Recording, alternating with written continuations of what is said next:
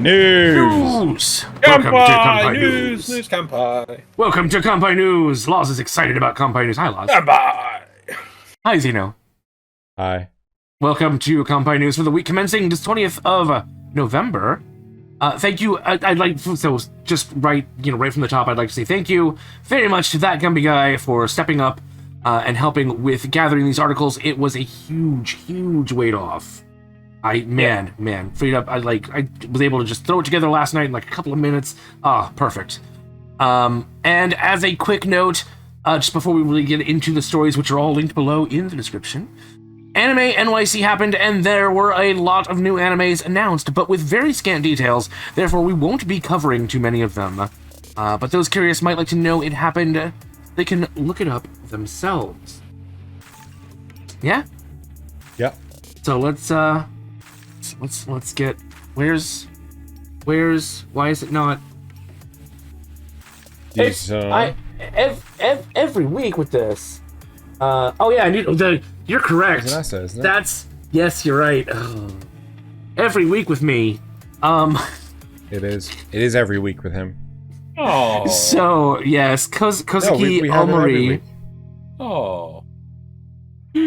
Yeah, unfortunately, we got a couple of deaths off the start. Kozuki Omori, director of The Boy Who Saw the Wind and Godzilla vs. Biollante, passed away November 12th at the age of 70 due to acute myeloid leukemia. Which is, that's leukemia is one of those. It's nasty, yeah. But at least 70, it's... 70's not too bad, yeah. Not too bad. It's still too young, but... Yeah. Japan, life expectancy in Japan, but I bet it's higher than that, so it's such a shame. But yeah, I mean, you might think, why I just want to point out, though, because we do a lot of, deaths and things, it's but... You can't just focus on the good stuff, and you got to remember that... It is important to know, these people who have contributed so much... are Speaking of somebody who's contributed a whole bunch, LOz. Oh dear. I gave you a really sad one. I'm so sorry. Voice actor William Frederick Knight, best known for playing the dubbed version of Daisuke Aramaki in Ghost in the Shell, passed away on November 8th at the age of 88.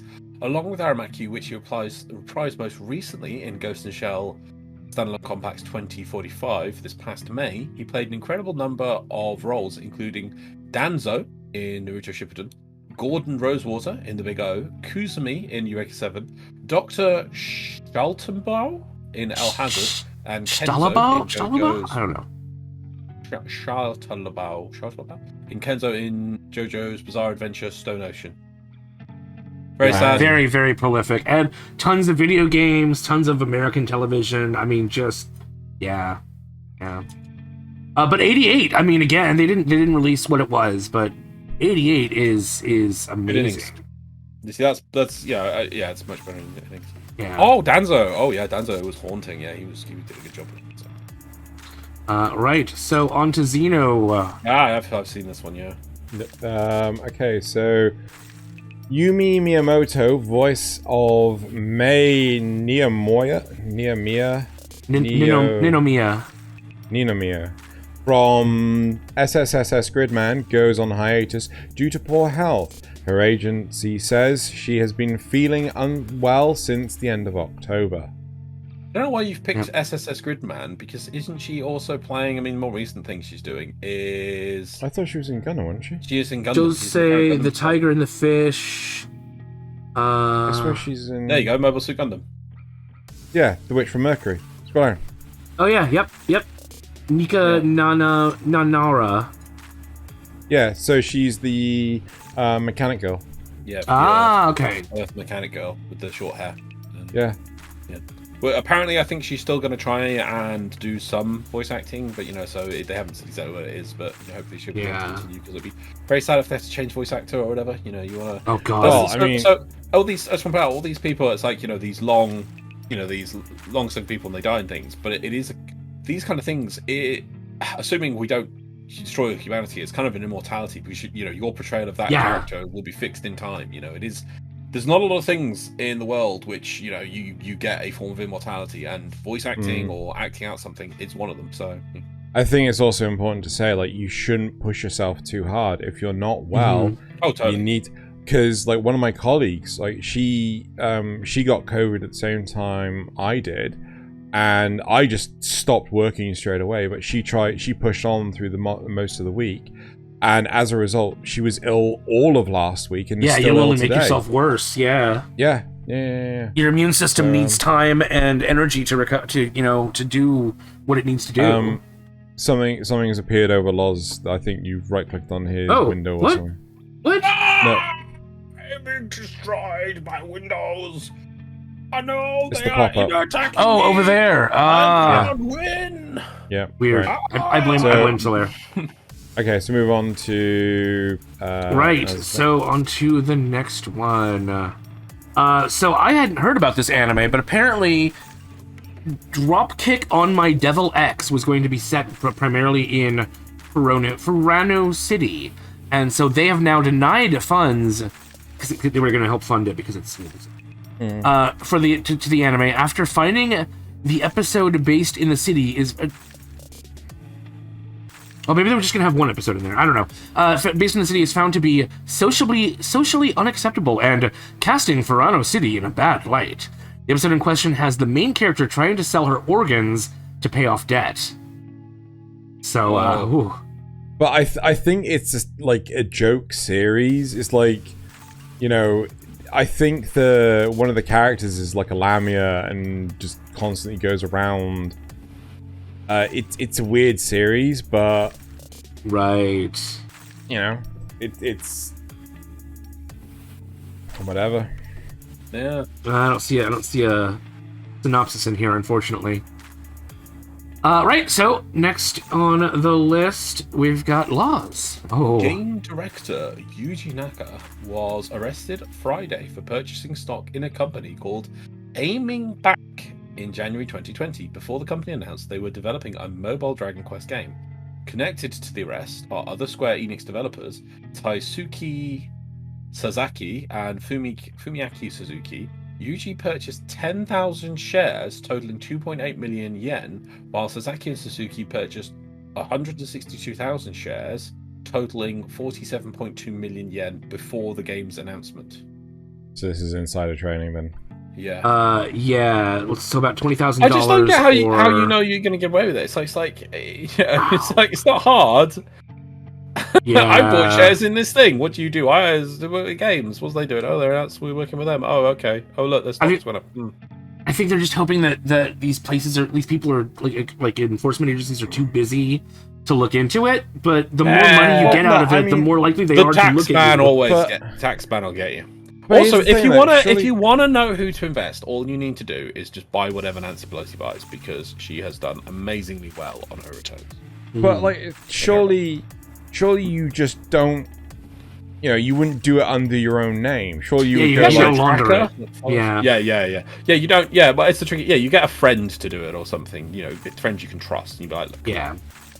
And then as long as you don't, then you've got to be clever. It's like you do it with.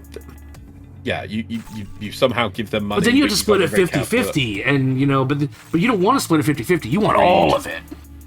Exactly. Yep. So this Right. next one's mine. Yes. I should be closing these as I go. That way I know which ones are done.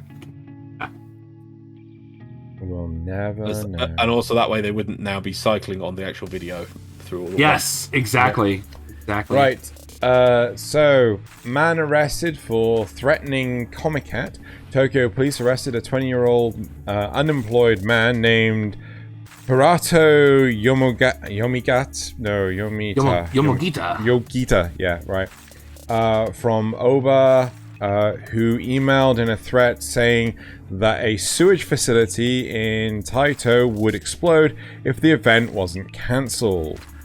Editor's note.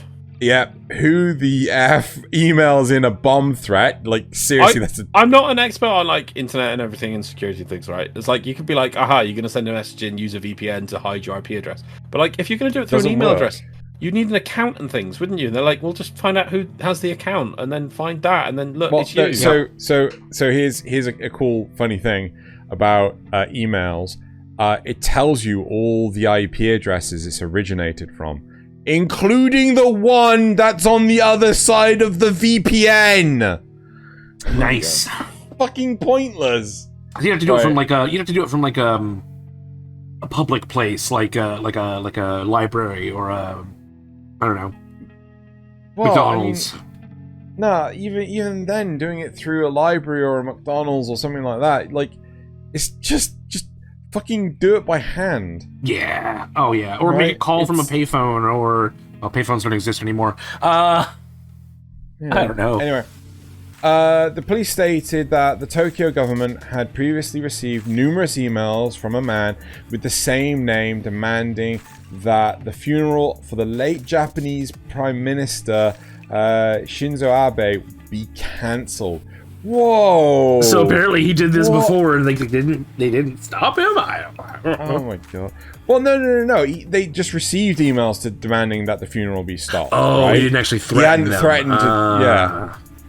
Jeez. Right. Yeah. Sounds like maybe something might be a little wrong with him. Yeah. Maybe they need to get him some. But also, some they're not treatment. they're gonna take it super seriously at this point. After. Oh yeah. Once you threaten a bomb, that's it. No, but also with the thing with Shinzo Abe, it's just like now they're not, for the next few years, they're not going to take anything like that half cocked. They're just going to go full in. So for any slight chance, I bet they were waiting, for the person like, oh, that's it, go in. They're not going to hang around. Apparently, Comiket happened. This is Comiket, the past Comiket that happened in August. So that's the one he threatened, and they're just now like picking him up, I guess. Well, I mean, they could have picked him up a while ago, and it's just report. That's true. Yeah, that's true. Anyway, slow news day. So Wednesday, it was reported that Lionsgate acquired the rights for the upcoming live-action film adaptation of the Sega Streets of Rage game. Derek, fuck? I know. Derek Kolstad, creator of John Wick franchise, will be writing the script and will be working alongside Toru Nakahara, producer of the live-action Sonic the Hedgehog movie. The film has reportedly been planned since 2016.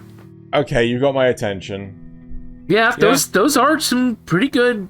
Actually, hang on. We don't know what exactly the person was responsible for the Sonic the Hedgehog stuff. Were they the producer? Okay, they were the producer. Film producer. Okay.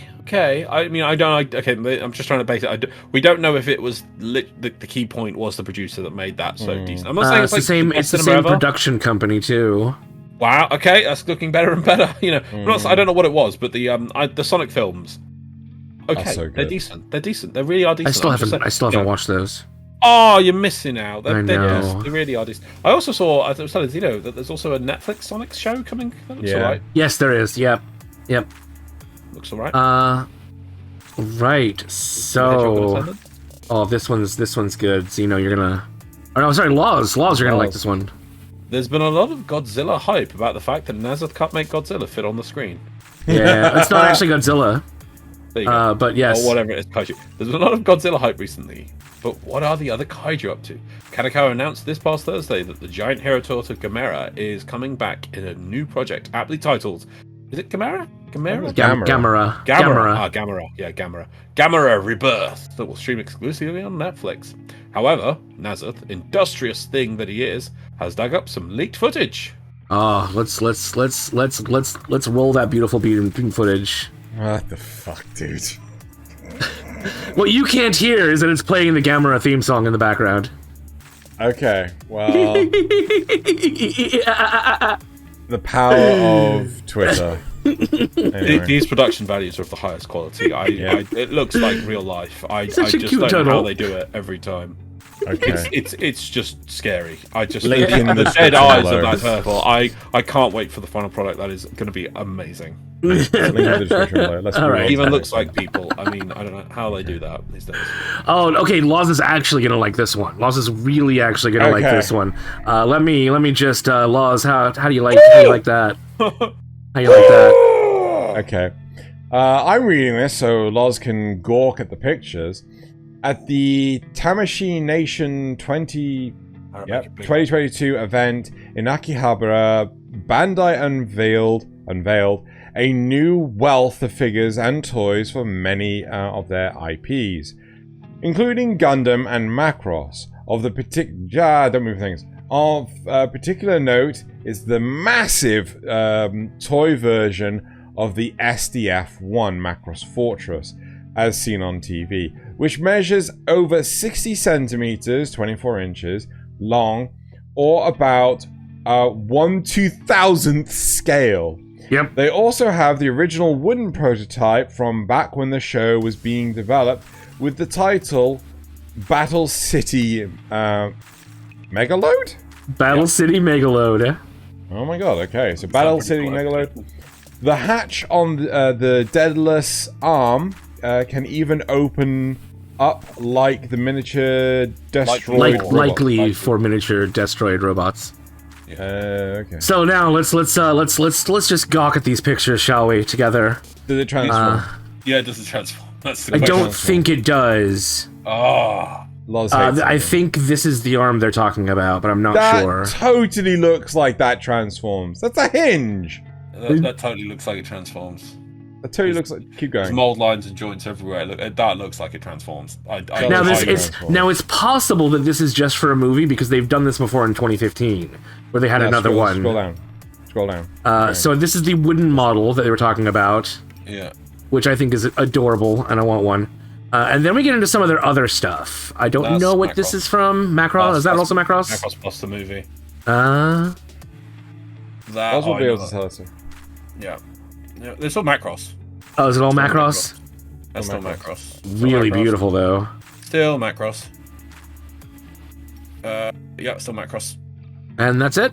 See, Macross is amazing, because one thing I love, it's almost... There's something good about Macross. I want some more Macross, really. I'm going to have to find some. I don't think I've watched the later show, because the one thing, and maybe people appreciate this, is what it did is it looked at shows, and it has sort of like that Top Gun American aviation aesthetic of the 80s. And it's just melded that in there, and there's something about it that you just can't replicate. And it just, when it harkens to that, because the whole thing about like planes dogfighting things, you get I couldn't name all of those, but I could name a few of them.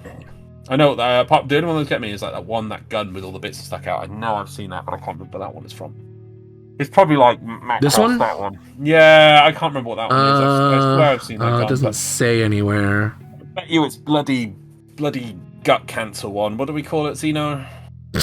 What? Space AIDS. Space AIDS, yeah. I bet it's Space AIDS. Macross Frontier. I bet you it's that, because that one always... It's just... Well, that is it for the news this week. It has been an absolute delight bringing you once again our news. Stay tuned later this week for Kanpai Cast, where we're going to do a surprisingly fun little improv thing. And yeah, I guess that's it.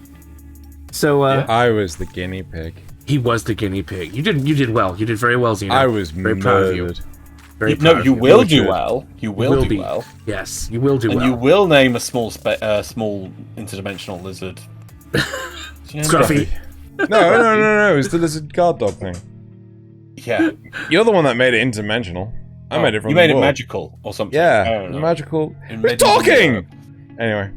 Well, until next week, everyone. Magical for Europe.